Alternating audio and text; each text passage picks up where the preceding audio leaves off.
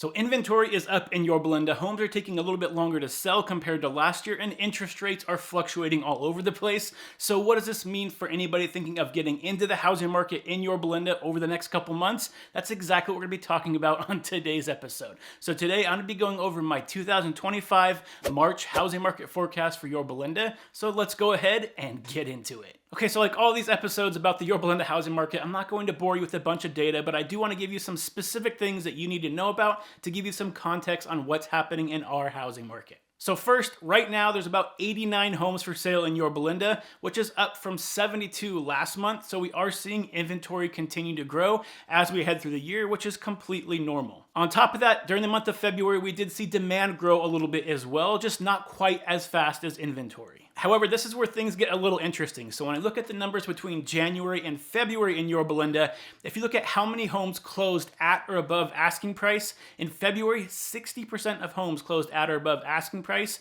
In January, it was only at 36%. So there was a giant jump in the amount of homes that were closing at or above asking price. The market was definitely a lot hotter in February than it was in January, which again is completely normal. We're getting out of the winter months, getting into spring, so the market is just heating up accordingly. Now, another key data point that a lot of you might be interested in is how fast homes are going into escrow in Yorba Linda. So during the month of February, 49% of homes went into escrow in less than 2 weeks. When you compare that to January, it was at 28%. So again, a pretty dramatic bump over the previous month. So during the month of February in Yorba Linda, more homes were selling at or above asking price, and they were going to escrow faster. And all of this is basically leading up to the current median days on market in Yorba Linda is about 21 days, where if you look previously last month, it was up to 42 days. So we're basically cutting that time in half right now in terms of how fast homes are going into escrow.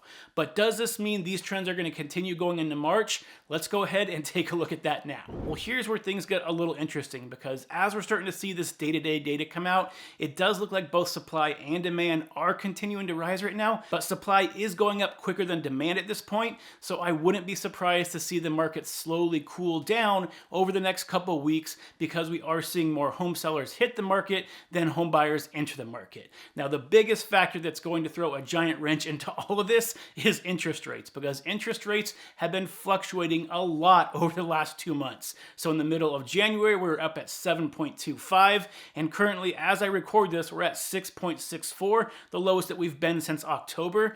So theoretically, this should allow more buyers to enter the market, because buyers' affordability just went up by about 6% in less than 2 months just from the interest rates going down alone. Now, the biggest unknown in all of this is, are these interest rates going to continue to drop, or are we going to see them shoot back up again, making it less affordable for buyers? And as always, interest rates are one of the hardest things to predict where they're heading, and these new tariffs that were just announced that are going into effect definitely shake things up a little bit as well. So it's really going to be dependent on the economic news that we see over the next couple weeks. So as I'm recording this, the jobs data is going to come out later this week. By the time it's released, that jobs data will probably already be out. So if we get that jobs data and it looks like unemployment is going up, that will typically further drive down interest rates. However, if the job data looks good and it looks like more people are unemployed, then that could drive interest rates back up. And then next week, we have the inflation numbers coming out. So depending on what that looks like, if it's above or below market expectation,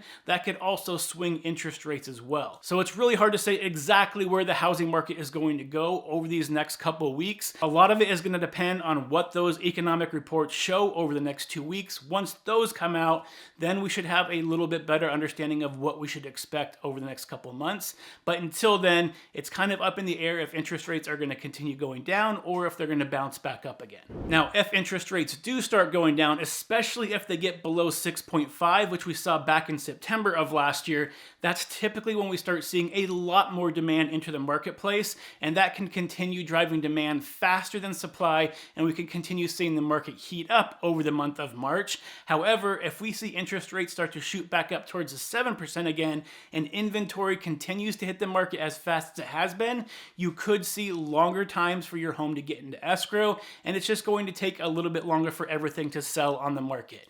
Now, does this mean we're in a buyer's market? Absolutely not. But it does mean that we're getting close to a balanced market, which is really what we need after these last couple years of chaos, where both buyers and sellers are going to have similar footing in terms of negotiation to be able to get into a home. So buyers are going to have more options to choose from. Sellers are going to have to be a little bit more patient, and oftentimes they can't expect their house to go into escrow during that first weekend. Yes, homes that are turnkey in a good location and priced correctly will still go into escrow a lot faster, but it might not get 10 offers on the home anymore. It might be 1 or 2 offers, and it might take 2 or 3 weeks to get those offers to get your house in escrow. So sellers, you want to make sure you adjust your expectations accordingly and just understand where the market is right now. Now, on the buying side of things, again, we're not in a buyer's market where you can throw in offers $50,000 below asking price and sellers are going to jump to accept it.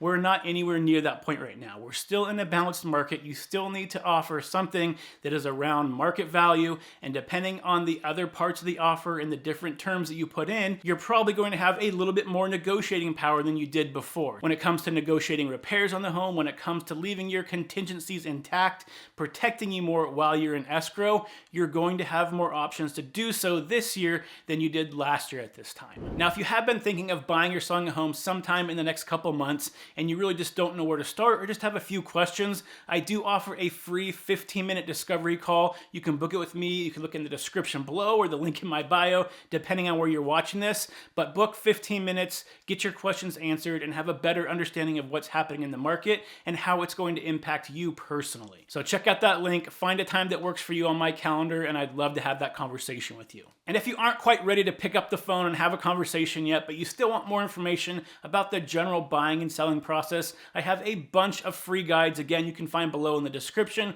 or the link in my bio that will help get some of your questions answered and put you on the right path to eventually have success when you decide to buy or sell a home. So make sure you check those out as well. And then finally, whether you live in Yorba Linda or you're thinking of moving to Yorba Linda, if you want to stay updated on all things going on in this city, make sure you hit that subscribe button because I put out daily updates to help keep you informed. So until next time, stay happy, stay healthy, and I'll see you on the next show.